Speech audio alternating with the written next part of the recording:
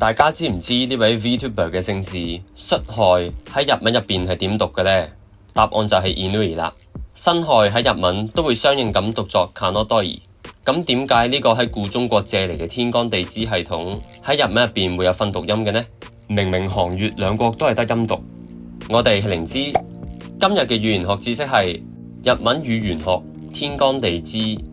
事實上，日文對地支嘅訓讀係嚟自12生肖，12個地支喺日文分別訓讀作ね、うし、とら、う、たつ、み、うま、ひつじ、さる、とり、いぬ、い，直接對應咗12個生肖。係嘅，咪係嚟自蛇 heavy 嘅故音 hemi。豬之所以唔讀 buta，係因為 buta 係單指家豬而唔係野豬。至於 inoshishi 喺現代日文雖然假作野豬，但係其實喺古日文 i 本身就係豬咁解， shishi 係可食用嘅肉，繼而引申出獸嘅意思。順帶一提，鬼滅之刃嘅伊之助嗰個名讀音 inosuke， 亦都係借咗 inoshishi 嘅諧音。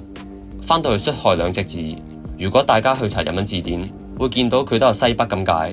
咁係因為天干地支同埋八卦，亦都可以組合成表示方位嘅24方位。當中戌亥嘅夾角就啱啱好係西北嘅方向，亦都真係乾，所以乾呢隻字就有 Inui 嘅訓讀音啦。呢個角色嘅姓亦都因此讀作 Inui， 所以佢嘅姓喺中文其實應該讀作乾坤嘅乾嘅。所以大家唔好再話佢係干真大啦。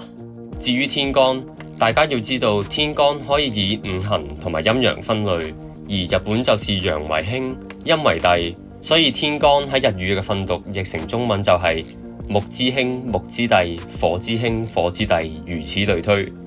而干支嘅訓讀 edo 就正係指兄弟。